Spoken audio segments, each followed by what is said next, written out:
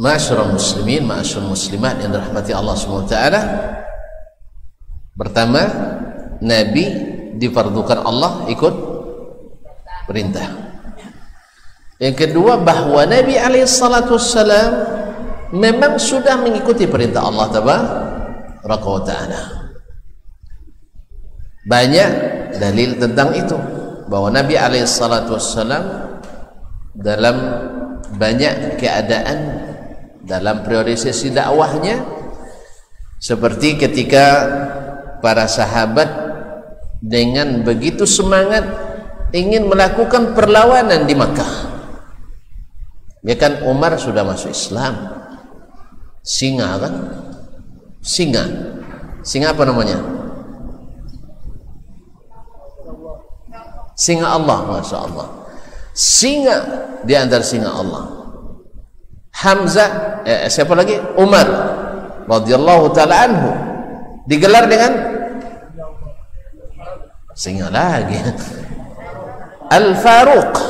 Kenapa digelar Al-Faruq? Karena Masya Allah, Umar diberikan Allah Furqan, karena ketakwaannya kepada Allah SWT selalu menjadi pembeda antara hak dengan yang batil. Al-Faruq Umar radhiyallahu taala anhu, As-Siddiq Abu Bakar radhiyallahu taala, Zunnurain Utsman, Abu Sibtain Ali bin Abi Thalib, digelar dengan Al-Haidarah, yaitu apa namanya, anak singa juga. Kaum muslimin dan muslimat dirahmati Allah. Makanya yang berani-berani di podium disebut dengan singa podium.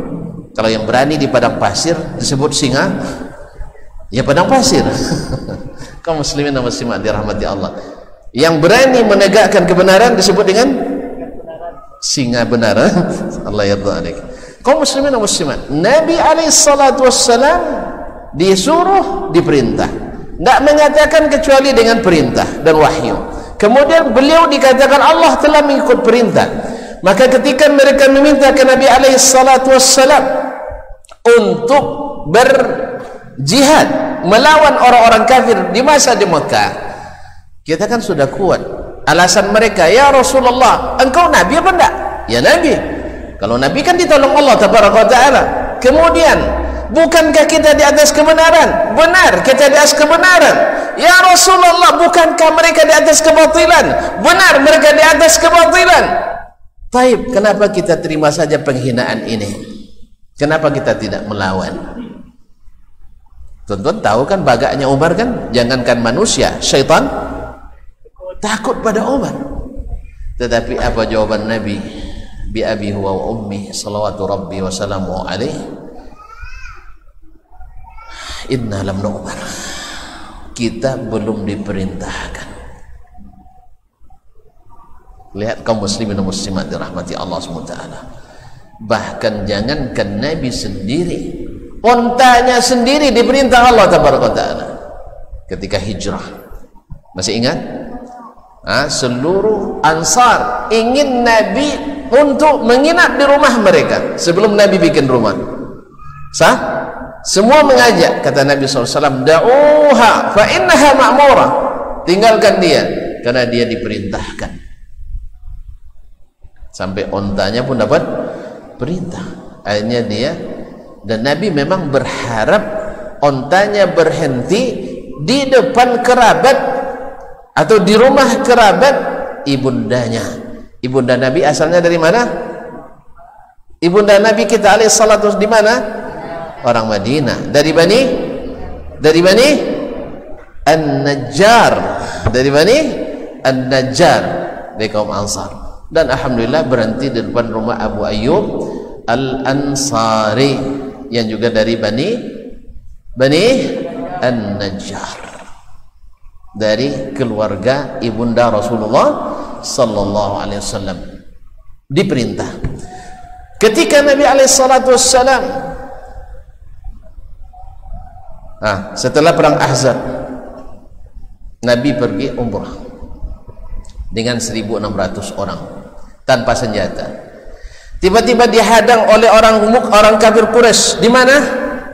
Di Hudaybiyah dipaksalah Nabi dalam tanda petik untuk kembali ke Madinah, padahal Hudaybiyah dari Madinah lebih kurang jarak Pekanbaru ke Salo. Dah dekat apa jauh? Dekat saya, karena jauh Makkah Madinah 441 km, berarti sudah menempuh jarak hampir 400 kilo, tinggal lagi sekitar 60 km. Dah dekat atau masih jauh? Mana jauh kamu ke Madinah? Sampai hati pada 60, ada jauh. Tak paham ya. Mana yang lebih jauh 400 km daripada 60 km? Itu baru tahu. Jadi sudah hampir sampai ke Makkah. Lalu Nabi dipaksa dalam tanda petik, tapi itu adalah kehendak Allah SWT. Sampai-sampai sahabat-sahabat seperti Umar juga protes. Ya Rasulullah, ini penghinaan ini. Karena di antara klausulnya, siapa yang masuk Islam lalu pergi ke Madinah mesti dikembalikan oleh Nabi sallallahu alaihi wasallam, tidak boleh diterima. Padahal siapa yang murtad, yang masuk Islam lalu kembali kepada kekufuran, tidak wajib dikembalikan oleh orang Mekah. Zalim lagi kan? Yang masuk Islam bergabung dengan Nabi, Nabi tak boleh terima, kembalikan ke Mekah. Sebaliknya, orang yang bergabung dengan orang kafir tak wajib dikembalikan oleh Nabi, orang kafir. Kan zalim. Tetapi Nabi terima itu. Kenapa? Perintah Allah.